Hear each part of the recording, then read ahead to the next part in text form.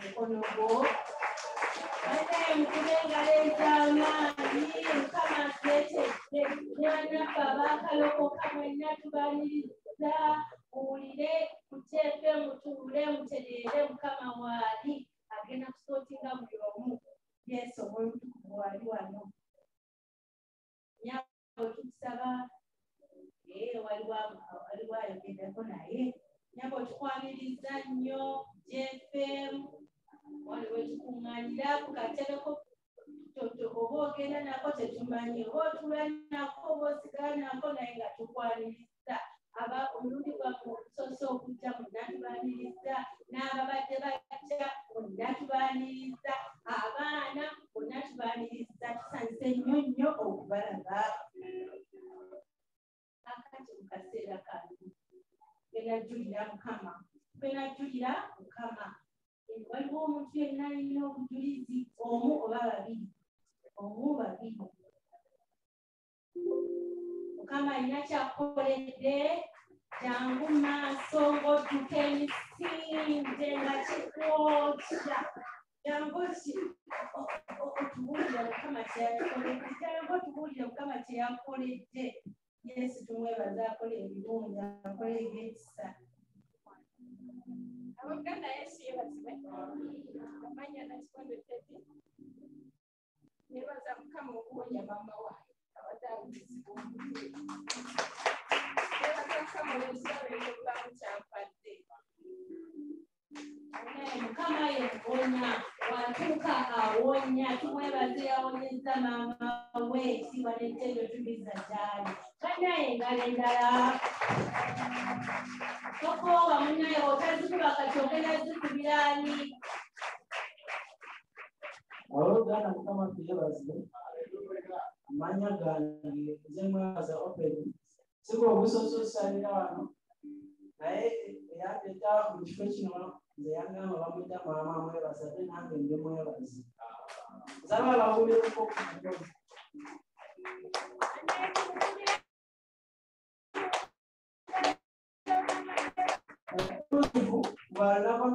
kubanajja mu kifo kino saasigala kyekimu ozikyeni ayirayo owekire ekyali kimpiganya nnyo kyali kyabwenzi naye neokupapa naye kutandisuka kibisagalina mu bulamu bwange nebazanywa namba zonna ezaali zinkula sikyaziraba fushuwa kubanga nasooka yesu yange neyitamukulira ekirakanosinyalayo namba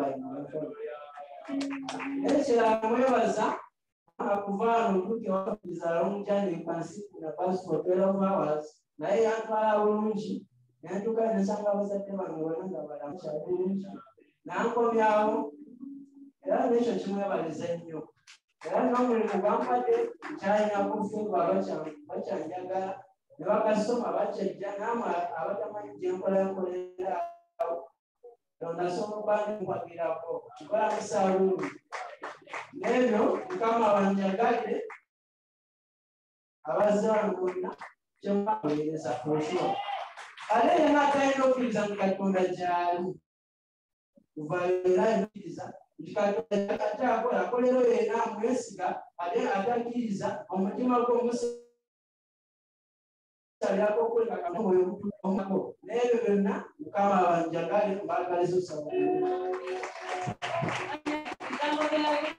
kwongerako okikiriza nti Katonda gyali waawo gyali akyusa banaye twogere Mukama engalo ez'amaanyi baze nabo okujulira Mukama wekyansi asooka omukulu yazze omanyi balina ebirabo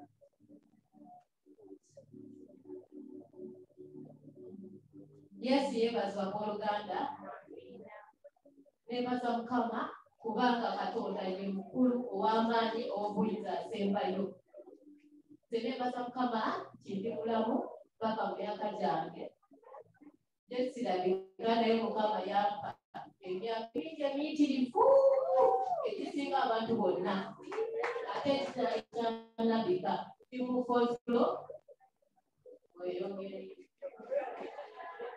Yes, and I still look good and I fit in every age, and I thank God for that. Next, never mama ngiyoteza naye myaka 70 years. Era tugenda mukolera party celebrations omwezi ogujja tebaliza Mukama nti sobola okulaba mama wange paka ku myaka gino Mukama bebaza era nyambe okumusanyusa ebbanga lyasigaddeyo nga tadde okumusabira afune obulokozi ajapo paka yakayo kati naye mu ddiini ye naye nsaba nnyo Mukama nti ayatule obulokozi erinnya lya Yesu. Nebaza Mukama nti nali mbeera mu kifo ekitali kirungi atwali naye mbeera mu nnyumba nali mbeera mu box. Abaddako ewange bamanyi bandaba nga mbeera mu kiiko nga sibe mu nnyumba. Ko byankuba nnyo nga sirina busobozi ebyokukyotyalenga nebikola plus. Nafuna mbeera ntinda mu nnyumba ennungi. So ekyo kyebaliza Mukama. N'omulimu nti nafuna omulimu gwange naddayo nenkola kati ndi bulungi ate mbeera supposed mwebaza nti ndi bulungi. Ekisembayo nebaza Mukama olw'ekkanisa eno GFM, ekkanisa ekyasinza obulungi n'amazima okutambula ku kigambo kya Katonda mu Uganda. Abakigambo ekijjuvu ng'ate ekkanisa ey'ebikolwa nga ekkanisa eya Acts bwe yalinga. Okuva enajja mu eno church nakulira mu family eri so disturbed and a broken family. Obusungu, okulwana, hatred, obutemu buli kibi nga kiri mu family yaffe. Saalaba ku ssanyu, saalaba ku mirembe, nenkula nentambula nenyigira bulokozi naye ng'obulamu era buzibu. Naye bwe najja mu church eno GFM God's Fortress Church neefuna okwagala, neefuna ekigambo ekituufu, nembeera my heart being contented in Christ.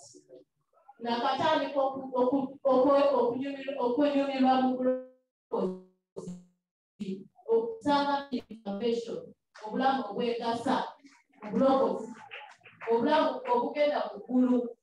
Naye bwe najja eno mweno church nafuna essanyu n'emirembe. Olwaki? Abooluganda okotege musaba God is love. God is love. Tutambule mu bikolwa mu ssanyu. Testimony yange omwezi guno oguwedde, pastor olw'Omwoyo Omutukuvu yakulembera ttiimu ne mukyala Ssennoga ne Uncle Paul ne mama Nelis ne Nande ne tugenda Kitalya Mukomera okulaba brother wange. Twagenda ng'Omutukuvu yatukulembera, twagenda tusinza, twagenda tusaba. Bwe twatuuka eyo omulabe n'ayagala okuleetawo ebitali birungi okulaba omuntu gwe twagendedde, naye Mukama n'atemawo ekkubo ne biteerera ne tugenda omusibe ne tumulaba nga ali bulungi. Ne baddamu ne bamwatuza obulokozi n'ayatula era musanyufu ali bulungi. Pastor Godson Benjamin sent you greetings and he said you're his father. Webale kumuzaala, webale ebyokukolembero yettiimu n'Omwoyo Omutukuvu yatutambuza n'atuza bulungi. Era kyebaliza Mukama kubanga bannange tukole enjiri, tutambule mu bulokozi bwa Mukama obwa practical life. Kubanga ekigambo kya Mukama kigamba bwe tumala okulokoka mu John 3:16 webale walokoka. Naye bw'omala okulokoka ogenda mu ggulu, ogenda mu ggulu ebitabo bigenda kubikulwa bwe buti bateekewo erinnya lyo. Yesu atandike kati otuuse, webale kati mbuulira kiki ekikulesedde endi otandika kakati nga mmaliza ngenda kutuula mbalekera ekyawandiikibwa kino kyekitwatambuliramu okugenda Ekitalya mu Matayo 23, Matthew 23:25 36. Ti bwe nali omulwadde wajja n'onnambula, bwe nali omuyala wampa emmere, When I is stranger, wow, you can once and you when I am Komera, what I know that phone, which I hear call, a Boruganda, a guru, a people of your particular to Sokayo, who come, Simon, who come, bye. Tebakola ku bwange naye ebyo byewakola ebikulu ebirungi ebyokubuulira enjiri abantu ku kyalo biki wabikolera nze jangu otuleme mukama wange era bwe nava eyo nenjiga nezja mu ofiisi ne bampa amanya ge balina okumpa genda oyite ku bantu bayite mukakuli ebiri n'olwaleero okuba essimu oliwo owooluganda ojja mu kyaki Osege amemanyira bisa kama ambao bisa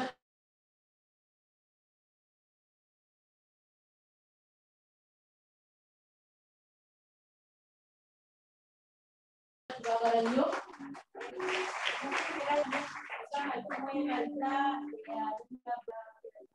ya kama bana kabuzi kulu mongere okuya katonda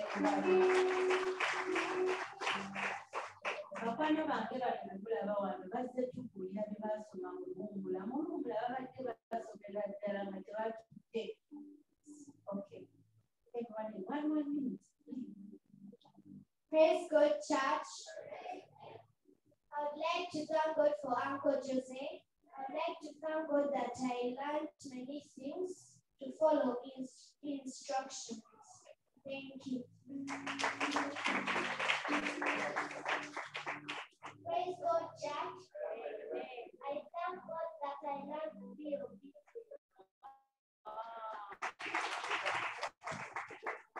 Praise God, church. I thank God for the teachers we had in the holiday program, and I learned to be obedient. People, did you learn anything? I learned to be obedient.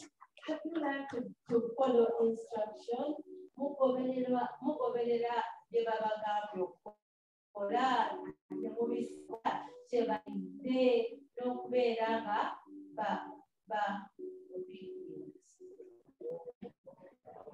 bagomvu ate nga bawulize klasi bakozesa nnyo okozesa amaato obulungi n'owulira n'ogoberera kye bakugambye mu kaseera kano akalungi waliwo abayiteeseteese wansi awo baagala kujja tulaga mu holide babadde bakola ki heritage you're welcome please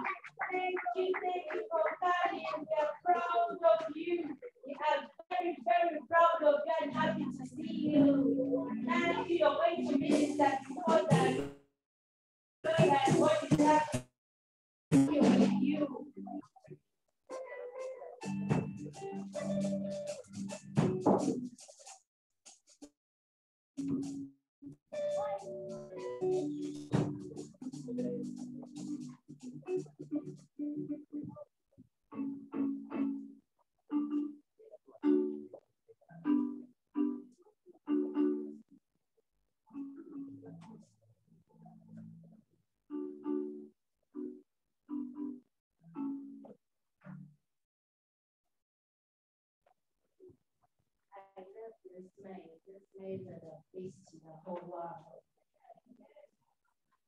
Children, you smile and a face in the whole world. Thank you. Yeah. So make sure you use them, right? Good.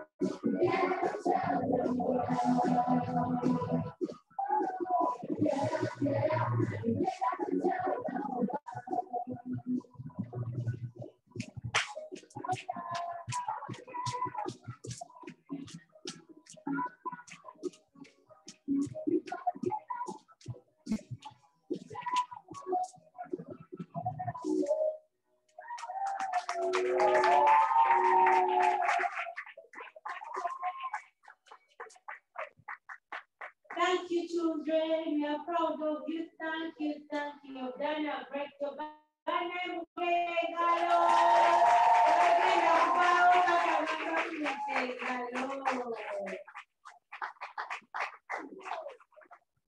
Thank you so much, children.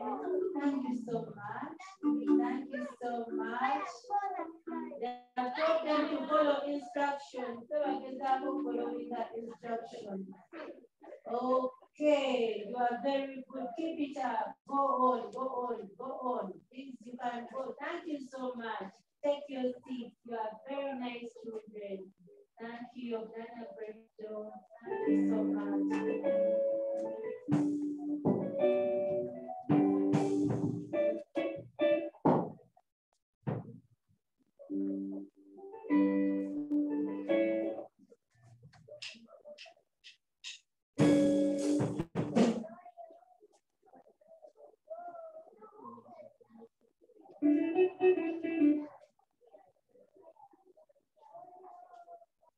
Kama yebazibwe nnyo bakoze omulimu omulungi.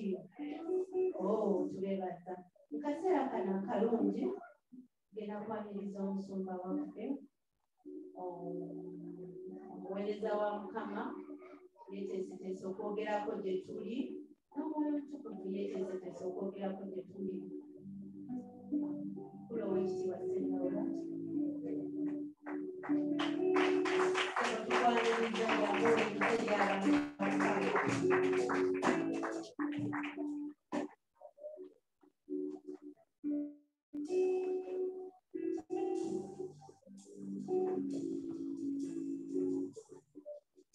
Tukusinza, tukutenda Mukama. Tukusinza, tukutenda Mukama. Tulia kwa Mungu ape. Tukusinza, tukutenda Mukama. Tukusinza, tukutenda Mukama. Tunawida. Tukusinza, tukutenda Mukama.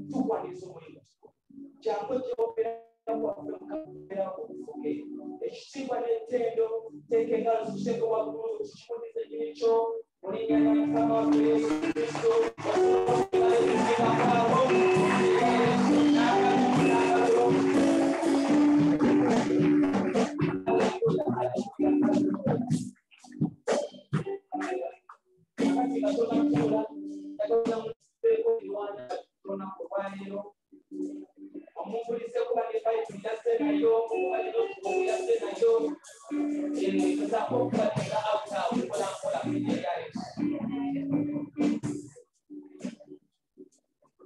Hallelujah. Tulaza mukama siwa. Ya mukama tumwebaza atulese olunaku olwaleero kama mbibazibwe amanya gange siba stability era mukyala wange ali wano yabadde alindika service asobola okuddamu naye mukalira obulungi mukama bwakola erya Yesu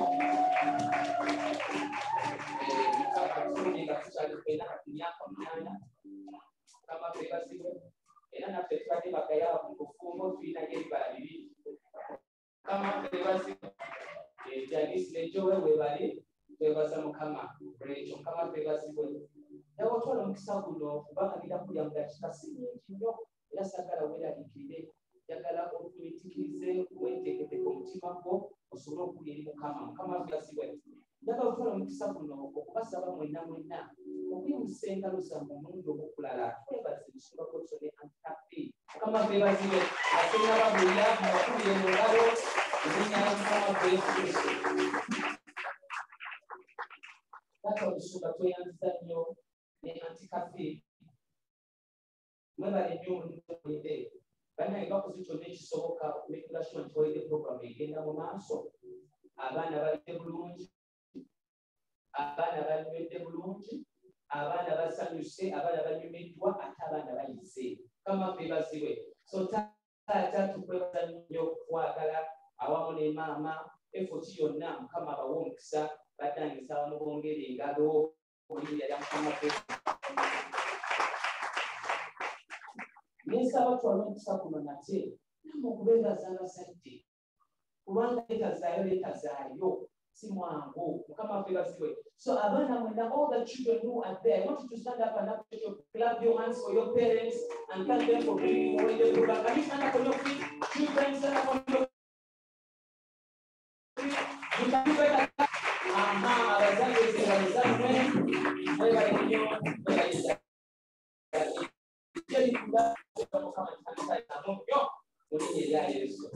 Amina mukama bawumusa yabakwebaza abakwaya abakuuka mwebale nnyo abasound department mwebale nnyo mukama bawumusa abantu bano bamula abakoze bulungi okulaba abaana bakwenga bayimba bulungi wano ekituma n'ettemu kibeere mukama beebazibwe amina nama mulina naawe timulirwanya naye weeteeketeeka omutima gwo ne bayibuli yo mulinnya lya Amina, amina. Praise the name of the Lord. Omulembe guno gwe tulimu abooluganda si mulembe mwangu. Tuli mu mulembe omuzibu ennyo okusinga nga bw'okirowooza. Ebiseera bye tulimu Bayibuli tekuma bukomi biraga nti biseera bya nnaku. Naye n'omulabe agulokose nga batagulokokangako. Era omulabe oyo ng'agulokose ensonga emu emugolokosezza kubanga amanye nti alina akaseera katono ddala.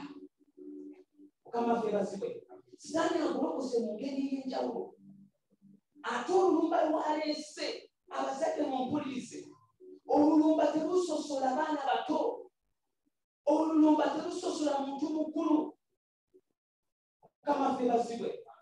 Era omulembe gwe tulimu tulina okwesiba bbiri tubeere abaana batonda abasabi.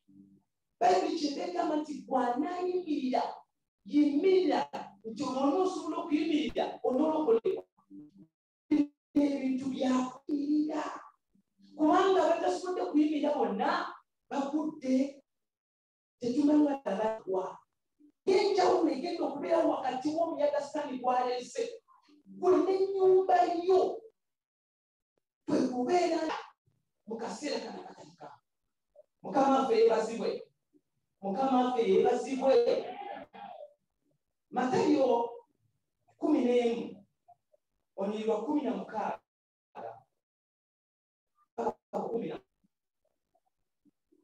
Mukama waffe yeebazibwe. Oba tulina Bayibuli osobola okugoberera screen wano tutambule ffenna.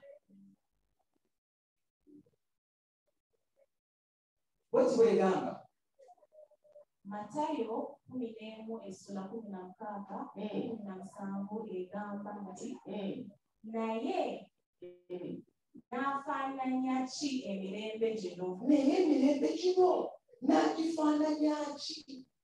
Omulembe gwamusukkako n'anoonya kyayinza okugeraageranyaako. Mukama waffe n'abuuza nti naye omulembe guno n'agugeraageranya naki? Faanana n'abaana abato. Omulembe guno gufaanana ng'abaana abato abatuula mu butale abayita bannaabwe nga bakoowoola bannaabwe. Mukama waffe yeebazibwe. 17 nga bagamba nti twabafuuyira emirere, twakuba ettendo, twabayita okusinza, twabayita okutenda, twabayita mu kusiiba, twabayita mu kunoonya Mukama. Ku lw'omulabe Sitaani omuyaga gwasitudde, naye so nammwe temwazina. naye temwavayo kimuli. Sitaani n'alyoka yeegazaanya nga bw'akola ki? Nga bw'ayagala. Genda mu maaso. Ekyo ne tukivako tugamba ekiramu Twabakubira ebiwoobe ne tukuba ebiwoowe nga tunakuba ebiwoowe weewaawo baase neyo gyeri naye so temwaba. naye tebyabakwatako. Omuyaga guzze, tulina okuwaayo kyonna ekisoboka okulwana olutalo okuyo muyingira obwakabaka bwa Katonda. Mukama waffe yeebazibwe. Luno olutalo lwennyini. Ngambako nti amiina. Yuda kituyita Juda olunyi olusooka sobola omwenda. Yuda olusooka olunyi lw'omwenda. Yuda omuddu wa Yesu Kristo era muganda wa Yakobo eyali abo abayitibwa abalabwa mu Katonda Kitaffe. Mukama yeebazibwe. Simanyi oba nze nakoze error on the slide. It's supposed to be Jude 9:1. Naye eyange egamba nti naye Mikayiri malayika omukulu bwe yayomba ne Sitaani. Muyinza okuva nga Bayibuli ya Mayika lwaddeko error. Naye Yuda olunyi olusooka olunyi lwa mwenda nti naye Mikayiri malayika omukulu bwe yalwana ne Sitaani. Mukama waffe yeebazibwe. N'ayogera naye. Mukama waffe yeebazibwe. Ku lw'omubiri gwa Musa. Bayibuli ewa ekifaananyi Musa ono yakola ebyama ebikulu n'ebinene nga bwe tubimanyi nga bava e Misiri. Bayibuli egamba Katonda yakozesa Musa n'ekiseera kyatukono Musa yayogeranga ne Katonda face to face, maaso ku maaso. Bayibuli egamba nti Musa n'atuuka n'okugamba Mukama nti Mukama naye gwe ndikulabako ddi. Mukama n'amugamba nti tofaayo, wakiri ngenda kulagako omugongo wakiri ondabeko. Omusajja gwe njogerako y'omusajja yamala emyaka 40 n'ebiro 40 ng'anoonya Mukama. Y'ono omusajja yavanga mu kusaba n'ajja ng'ekitiibwa kya Katonda kimwakako. Omusajja yavanga waggulu nga n'abaana ba Isirayiri olw'okuba abadde mu kubeera kwa Katonda nga tebasula musemberera olw'ekitiibwa kyamuliko. Kitegezaako okugamba omusajja yakozesebwa Katonda. Naye Bayibuli egamba nti bwe yafa Katonda yennyini n'akola burial session. Ye yakola funeral. Eggulu lye lyakola funeral service. Teri mwana amukyakirizibwa kwateninga service ey'okufa. Katonda amwene n'agamba ono tamwezikira. Bayibuli egamba mbagirawo. Setaani n'agolokoka n'ajja eri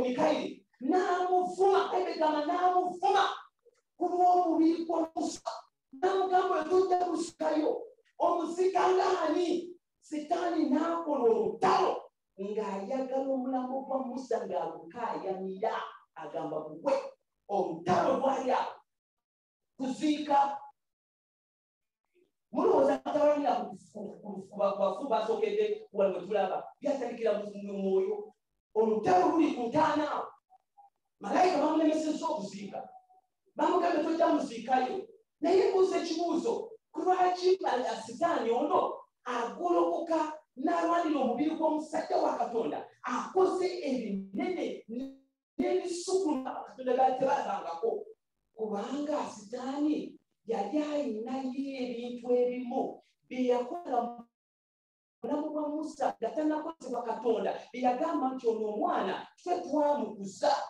twamukuza mu bwakabaka bwaffe twamulonde nga maama we yamusuula ffe ne tumukuza ne tumutwala mu bwakabaka bwa Feero oba Faraawo ne tumukuza mu nnono ne musamize obw'Emisiri era omwana oyo yasamira olwoyo omwana oyo yakoola emmandwa kati mumuziika mutya nga ffe bajjabe abamusiba ebifundikwa tetunnakkiriza gamba mulwo olutalo ne lubeera Mukama ffe basibwe bakindeesa ekifaananyi ekyo nti sitaani buli wanaaba nga alina akaaganya kakalimingira obulamu bwo tagenda tuula paka nga maze okukaayanira n'okutwala gy'ayagala okugenda Mukama ffe basibwe so tuteekwa okwesiga bbiri Yesu oli mulokole Yesu oyogera mu nnimi Yesu bayibuli okisoma naye olinayo sitaani gy'akyakukaayanirako Mukama ffe basibwe nami Mukama ffe basibwe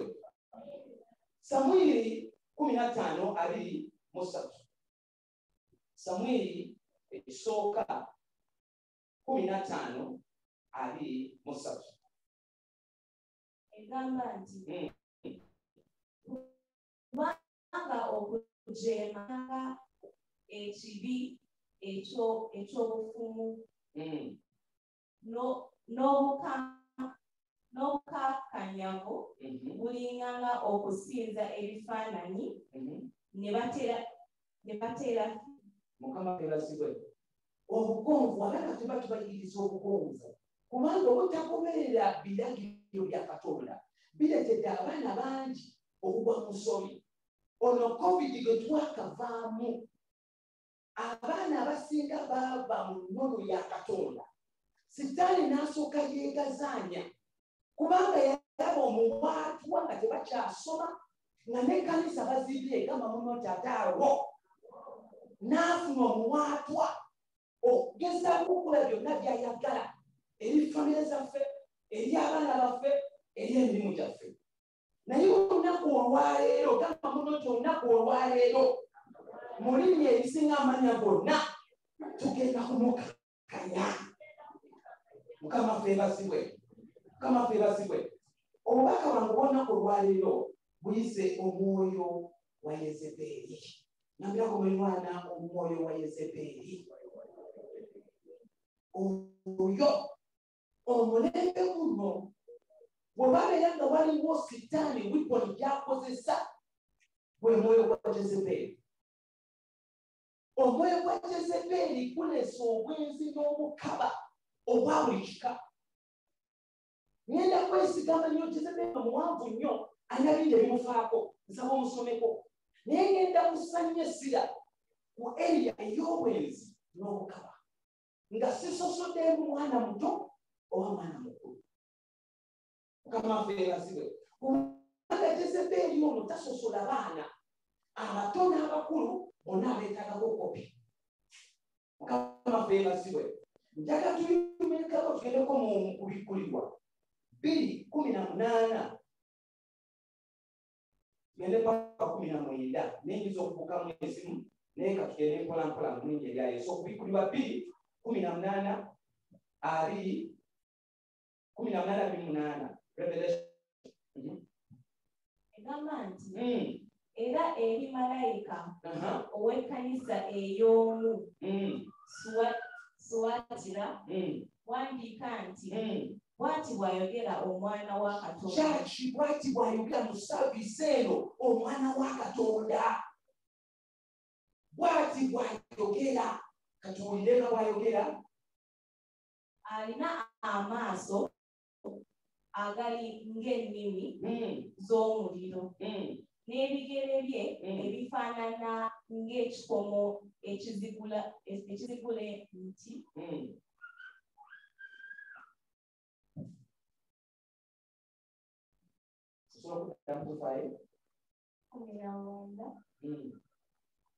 mmanyi ebikolwa byo n'okwagala n'okukkiriza n'okuweereza n'okugumiikirizaako n'ebikolwa byo eby'oluvannyuma nga bingi okusinga eby'olubereberye. Abiri egamba naye nina ensonga ku ggwe. Naye waliwo ensonga, genda maaso. Kubanga oleka omukazi oli Yezeberi. Oleka omukazi oli Yezeberi. Kakati Katonda ayogera eri kkanisa atugamba omukazi ono tumulese okwegazaanya mu maka gaffe, mu baana baffe ne mu kkanisa. Ffe tumulese wabula ye talina mwagaanya, naye omwagaanya agufuna nga ffe tumukaniza okuyingira. Ogwo Katonda n'agamba nnyina kye mbabanja. Omukazi oyo gwe bayita Yezeberi mmwe mumuwadde akaagaanya. Omusajja ali wano ompuliriza, oluusi ffe tumuwa akaagaanya mu bufumbo bwaffe. Genda maaso. Eyeeyita nnabbi. Mbu yeeyita nnabbi. Genda maaso. N'ayigiriza n'akyamya alina by'ayigiriza n'akyamya omulembe guno ogw'abaana baffe. Ono Yezeberi n'okuyigiriza ayigiriza naye mu kuyigiriza kwe n'akyamya. Kuli ffena n'akyamya abaddu bange okwendanga. N'ateka abaddu bange, anoonya baddu ba Katonda, anoonya balokole, anoonya baana babasumba, anoonya baana babaweereza. Ye baanoonya, anoonya baddu ba Katonda. Omwoyo gwa Yezeberi bwe gututuuka tegunoonya kintu kirala kyonna, tegugulawo lutalo ku muntu mulala yenna wabula abaddu. Genda maaso. N'okulyanga ebyaweebwa eri ebifaananyi. Olira kama ffe basibwe oyo Yezeberi. Abefeso 5:11.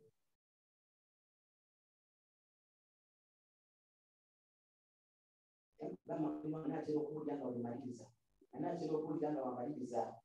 Genda maaso. So temusanga kimu abazadde kanisa singa tussa kimu mu bintu eby'omwoyo. Ono Yezeberi talina wajja tuyita, talina. Singa tussa kimu n'ekigambo kya Katonda, singa tussa kimu n'omwoyo omutukuvu nga Yesu bwe yagamba kitange babeere bumu nanze naawe bwe tuli omu. Naye tetuli bumu. Mu kanisa tusobola okubeera obumu ne twogera ku bintu bino, bwe noddayo ewaka n'okola ddala n'abaana bo. Tetuli bumu. N'ayingirawo. So temussanga kimu n'ebikolwa ebitabala eby'ekizikiza. Naye waakiri kale agamba kale bweba temussiza kimu naye kale waakiri ki tugenda bibuulira ku lwaleero. Kale oba obumu bugaanye katubibuulire mu njiri ya Yesu. Mukama katubibuulire mu njiri. Ayaayaana n'atuuka ekisera n'agamba nti kale oba obumu bugaanye katubibuulire mu njiri. Namwe tugenda bibuulira. Haleluya. Onyiri 12.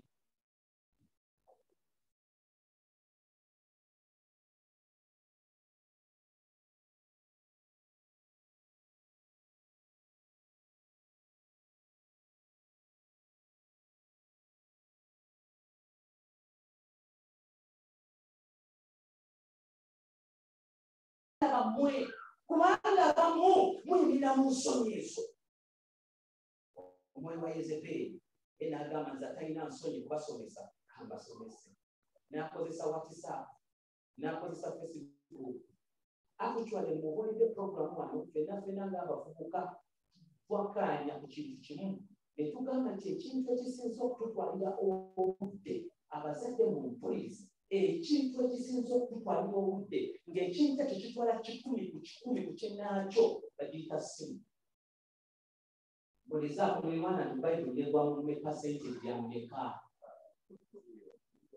Bayibuli negwa mu percentage ya 5. Masimu singa mbale ne bodi yange wali nambalazeeko ebyo twaliga ebimu simanya Snapchat simanya bangambye biki yavubuka mwangambye biki simanya Instagram simanya biki naye nga 100% obudde bw'abaana buli ku masimu. Kati abazadde abali wano olidde ejja omwana wo abajja n'essimu tajja kamafe bazibwe beegayidde tajja kubanga abaana oluusi bajja n'amasimu okujjamu waliwo ensonga nkulu tujja kubuuza naffe bennyini ababasomesa abasimu gabateekako ebbali naye omwana ali mu kasonga ali ku ssimu yasemwalidde program ali ku ssimu buli kintu ssimu abamu netuuka n'okwagala okugabajjako ne bagala n'okulwana. Olaba omwewa Yezeberi kyakola omwana yeebuzaga wakika nti twana gitereke njagala kikyakinga ne mugamba nti ojja kudda ewaka njagala simwe. Omwewa Yezeberi anoonya abaana ebintu biri ku Facebook omukabo w'ekika kyonna ozi alina zibagulira banange bujja kunzira amanyi zibagulira Katonda n'omuddawa tubagayirize kati ne tubawa essimu ne zitwala ekifo kya Katonda bayibuli tebakyakisoma. Abaana bambulidde ebintu wano muganda wange neŋŋamba nti banaye katete nange nfuse obupiira obwokusimbula kasibitegeera nabi ku mugudu obwenzi obwomuli kika buli ku Facebook.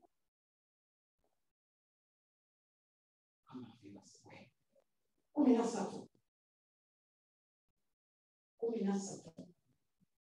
satu egamba naye ebigambo byonna bwe biwulirirwa kera tugenda bibuulira genda maaso omusana gubirabisa. Gamba nti olwaleero omusana gugenda kubirabisa banaye mujja kunziramu olwaleero omusana gugenda kukola ki kubirabisa kubanga buli ekirabisibwa bwe musana. 14 kwava ayogera nti zuukuka ngambirako buli mwana wo nti zuukuka.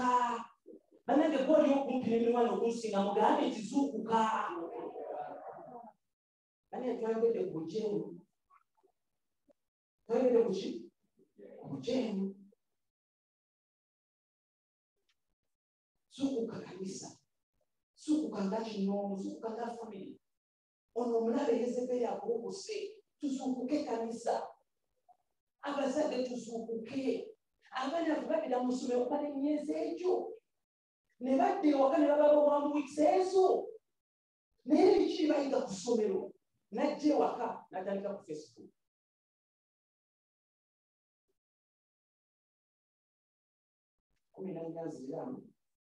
kyaba yogera nti zuukuka gwe yeebase banange genda maaso ozuukire mu bafu. okufuuka omuudo nga famire ddokolo naye nga yafadda nga Yezeberi yegazaniza abaana ne bayingira obukaba abaana ne bayingira obwenzi abaana ne bayingira emize emingi. Kino kitukwatako ffenna obwatali kusoosola famire yonna era obuvunanyizibwa bwaffe ffenna alumba ffenna asatubamutubalobwa kyalibanga tekinatuukawuwo emirira. Mulaba ebigenda mu kanisa mu kiseera kino omulabe ono alumbye kanisa abasumba tebaggwa mu mawulire era singa otandika okubala abasumba abanene b'omanyi mu ggwanga lino osobola okumuleba bakyala ba bw'osumba bw'omanyi manyi mukitegera muwulira amawulire mulaba amawulire naye tandika okunya abasumba abanene betutunya nti basumba b'eggwanga lino olaba obufumba bwabwe buyimiridde Yezeberi sumba n'ava eri n'akasuka omukazi bw'omu empeta n'afuna omwana omuwala eyajja mu kanisa era esiri musangasanga bayibuli egambye tubyogereko mwana najja akwatamba okamera naye alimu omwoyo gwa Yezeberi kutagetingani bayibuli egambye eki omuntu wa Katonda paka okumala ne gumukuba ekigo omwoyo ogw'omukambwe gwakuba omusajja yali asinga amaanyi bwe nalisomeka mu bayibuli bayita Samusoni gwamukuba ekigo ono omusajja yatta buli kiramu naye omwoyo gwa Yezeberi gwamukakanya gwamulaga ki weerinde omusajja amagezi ne gaggwamu omusajja n'awayo ebisungo omusajja ne bamukola kina kibakola ki Yezeberi yasula Dawudi eriko Dawudi mufo ky'okusaba n'adda mu kwegomba mukazi wa mme Yezeberi n'amuteekamu n'omwento wakiwa okutta naye nga gezi ne mukyala wa munne abasajja bamaanyi mu bayibuli ate omusajja yali asinga amagezi gonna Solomoni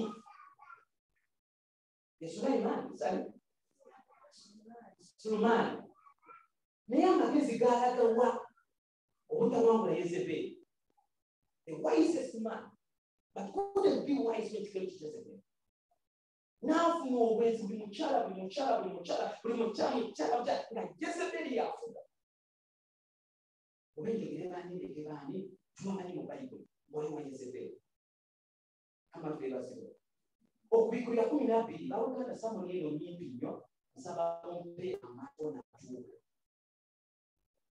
kubanga tugenda kusaba n'okusabira abaana baffe okubikulirwa 12 onyiri lw'omusanvu oliri olutalo tugende maaso agamba nti ne waba olutalo bw'abanga alukola mu ggulu ate eri famire yo ate eri abaana bo ono sitaani mwene alina n'amaanyi agalumba eggulu akoleyo olutalo mbuuzaku atuddewo ate mu makaago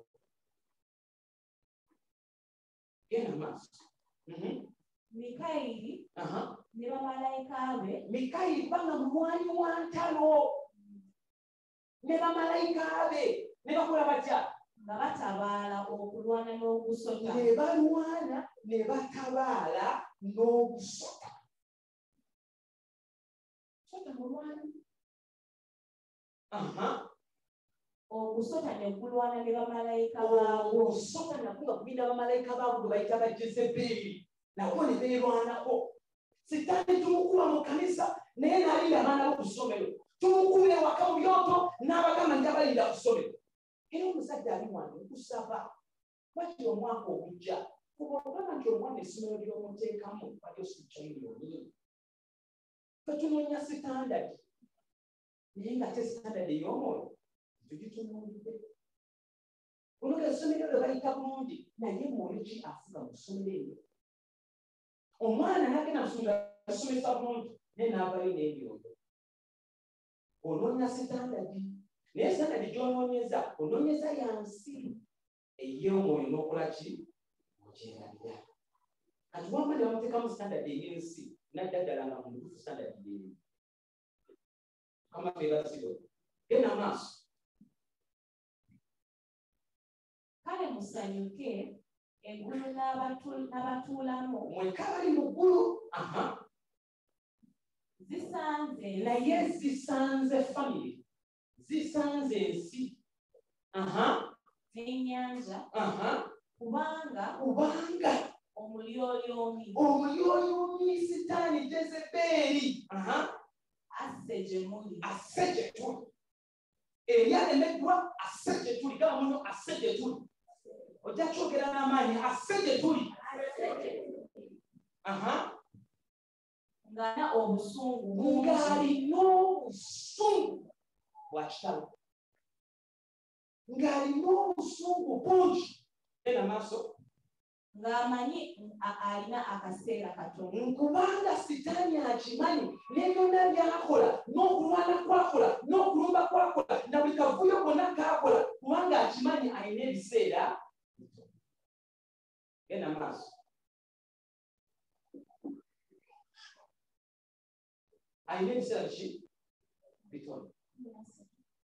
Tubuukemu mpa ekigako bino sitaani byatanisokola. Next slide please.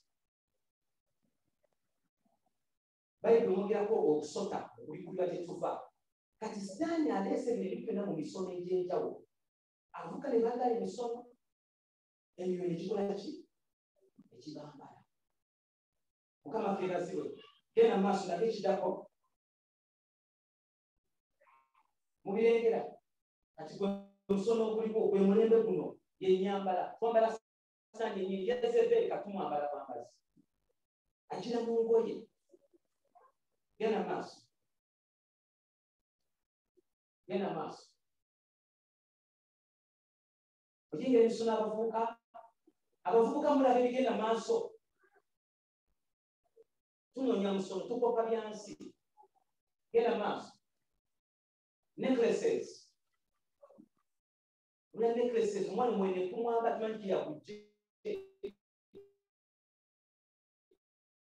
Muna ali kusomera mwadeka necklace akamba necklace omuza gyazije. Abaana bafa bamutwambala n'empeta.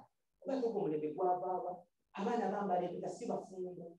Si muwala si mulenzi mbayambala empeta. Ne twambala emyoyo. Mbuswaga. Biwetaweta. Ne bakumira mu busibe. Ndage ekijjako. Nanti mu birenge.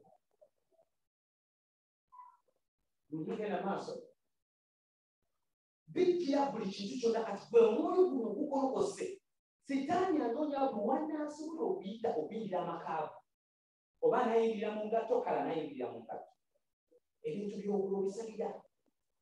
Genda maaso.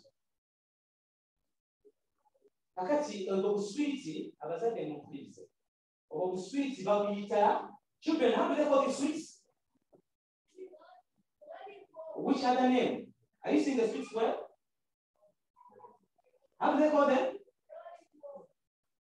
I'm hearing an answer there. Babuyita bacha ka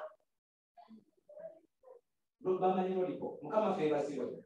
Abange nekusomero ne bategeera gondi zino. But I want you to look at this. Zino sweeti ziri ku katale. Wezi musumba omwezeko kopi. Baziyita candies. Candies ezo njagala ogere ng'okiweza naye komewo tiwabeerawo omwana akikwata. Musaasire. Baziyita candies. Batuweereza abazadde zidde. Make sure nti zikomawo. Baziyita candies. Candies zino ziri ku katale. Naye ka mu kawanga k'omufu bakakolamu swiiti. Abaana baffe bakabira swiiti ne tubawa ne twewuumya emyoyo gibambala gibafewa. Emyoyo gya Yezeberi. Byonna biri ku katale. Naye abamanyi oluzungu wano waliwo akagambo akagamba nti danger. Bakulabadde n'okulaba danger candies lollipops. Abaana batuufu. Candy lollipops. Akagamba akadda kugamba skull shape. Skull kategeeza akawanga. Kufa. Mwoyo wa kufa. Biri ku katale.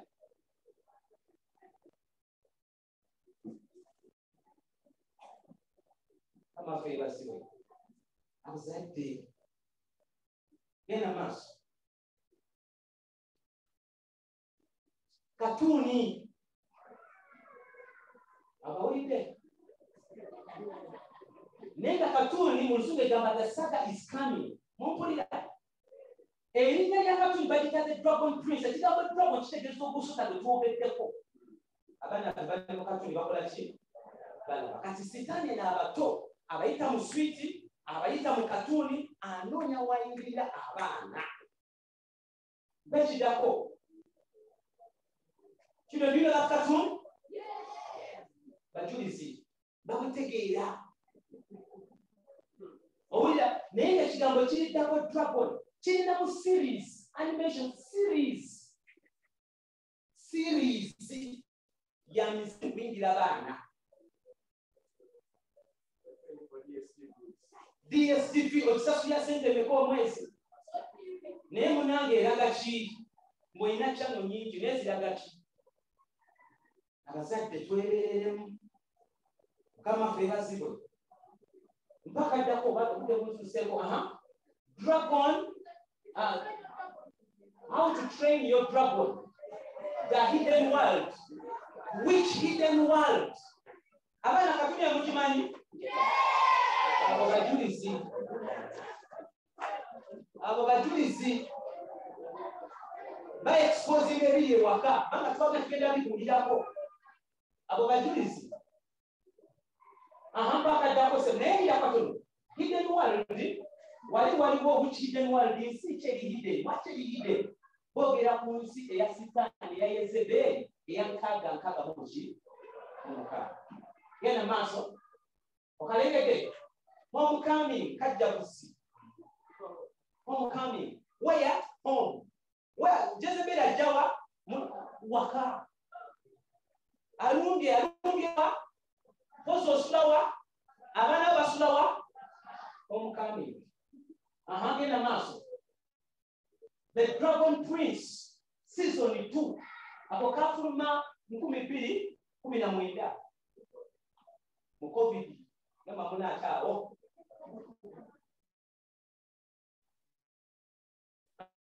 genda maaso zizo genda maaso hivyo Destiny Junior genda maaso hivyo genda maaso ndoza muzirenga katuni zonna oluganda genda maaso dragon ball mukimanyi abajulizi kama ffe bazibwe genda maaso hivyo genda maaso ne mu movie kama ffe bazibwe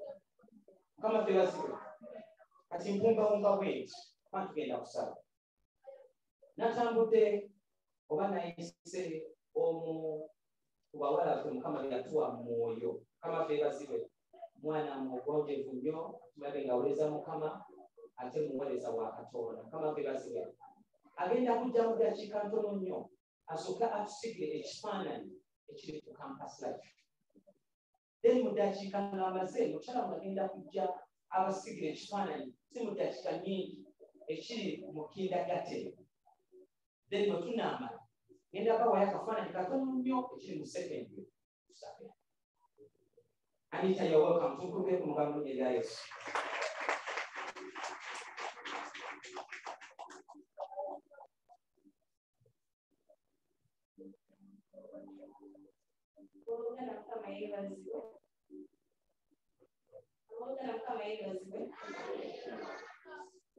Nsanyuse okubaano nammwe bwe gusoosenze okubeera mu kino ekifo era mukama mwebaza nnyo nti natuuse bulungi mbadde mbiiridde entebe kyoba kiyita kifo naye era nange ntuuse wano mukama wa kitiibwa wa buyinza so mu bufuutifuuti mbadde njagala just kubawaayo obujulizi bwa mirundi ebiri campus yo nagiyitawo mukama mulungi nenjimaliriza era kati ndi mu kukola mu kampani erinangulu bagiyita Nomira naye kampasi ezo mulaba nayo yeetaaga nga musoma wabadde agamba temusabira oni bato bokka n'abavubuka naye n'abagenda ku kampasi nabo mubasabire nnyo kubanga gye bagenda era si birungi nnyo kama yebazi so tuli mu kwogera ku mwoyo Jezeberi baye njagala njogere ku muganda wange nalinga ntambula naye mirundi mingi natugenda ku campus fenna naye mulenzi tuwulira nnyo nti abawala basinga okukosebwa ennyo nga bagenda ku campus naye tetwerabira nti n'abalenzi nabo tebali seefu nnyo nga bwe tulowooza amiina So muganda wange nali nga ntambula naye nga tukoma awo ku campus awo ne tuba nga tufunayo awo ku coursework ne twetoolamu awo ku campus naye n'aŋŋamba nina omusomesa wange ekawungeezi aba yayagala ngende mutwalire coursework mwebuuzeeko amiina naye ng'omusomesa gutwogerako mukyala ono muyita kazini wange mukyala n'agamba naye bwe gwe ntuuka mu ofiisi nze abeera alonzeza nti ngenze kumulaga coursework na kusoma tebituuka ddala mukyala mulungi mukyala yeevuga mukyala mugagga amiina naye nga bwe ntuuka mu ofiisi obugi bweggala ebisigadde ndaba mukyala akola bintu birala kwefumbula nebyesitategeera amiina okufunza buli kimu njagala kugamba nti kazini wange oyo yagraduatinga naye kyemmanyi ate okuba nga era oyo omukyala ayina engeri gye yazanyiikiriza mu kugraduatingako so nkomekereza nga ngamba tudda ku campus naye tusalire nnyo abaana baffe abazadde kubanga Jezeberi atambuza ku mikono kati nzavudde ku bigere. Praise God. Example esembayo gye njagala okuwa yali mukwano gwange gweba nali nsoma naye mu klaasi emu naye nga muvubuka mugezi nnyo nnyo nnyo era nga tugenda tumwebuuzaako nnyo ebiseera bingi byonna nga bitegeera naye ng'enkola ye eri nti abawala abalungi abaali mu klaasi yaffe nga bamwebuuzaako nga naye agamba ngenda kutuulira n'ebibuuzo byo sikirambuzi naye nga kyompa awala mukitegeera tompa ssente zo saagala omanyi kyolina okumpa. Praise God. So abawala abasinga ne basobola okuyita mu mbeera eyo naye nga bakola batya mubuuka Jezeberi. Praise God.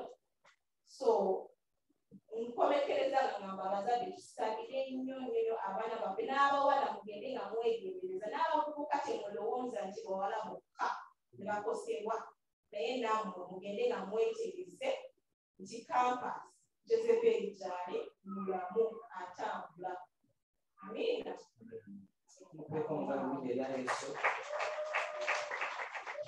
Katuwombe tusaba kale katulese juzo tunabuulira next time agala wombe tusabe abaana bato tugenda basabira lumo batumaze service y'okubanga mukyaliwo genda bawogayo mu linnya lya Yesu. Mukama tukwebaza mama oli mulungi nga bwe nsaba nja kusaba the lawyers to prepare themselves as we give you bidding your dance. Father, we thank you tukwebaza Mukama wako naku baliro lwano okutiisa amaaso oli wano olunaku olwaleero okuexposinga emize egya Yezeberi. Nsaba essaala eno eri kanisa, nsaba essaala eno eri abazadde, ffenna ffenna bekikwatako Mukama okugolokoka, okuyimirira mu kusaba, okuyimirira mu kwegayirira, obuteebaka naddala mu biseera bino ebitali byangu. Tala tusaba omukisa ebifaananyi bwe Yezeberi lwagezaako okwegulumiza mu linnya lya Mukama waffe Yesu tumukakanya. Njagala osabe mu dakiika tumukakanya mu linnya lya Mukama waffe Yesu Kristo. Tumukakanya mukakanye mu famire mukakanye mu bufumo bwe mu linnya lya Yesu Kristo mwana Katonda omulamu. Ribo shagaba shatereka Mukama kwageza tunyiika wansi w'omusa. Jangu okuge, jangu otwale ekifo kyo, jangu okufula amaaso gaffe.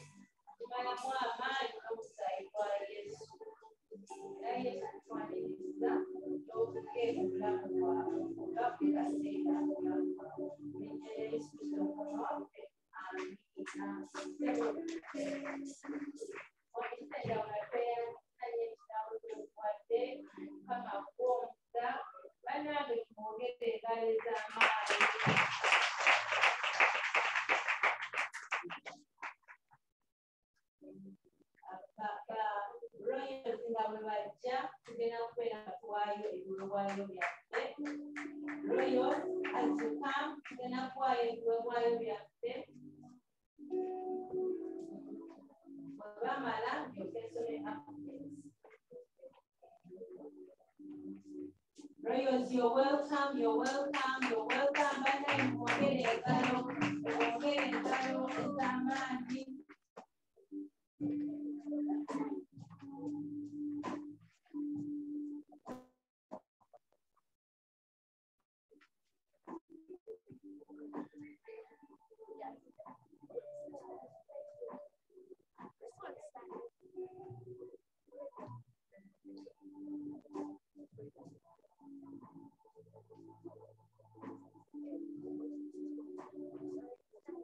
Are we ready? Yes. Very good. Just remember that the first in our whole.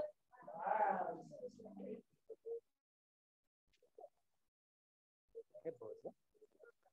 And your voices are very beautiful. I love to hear them.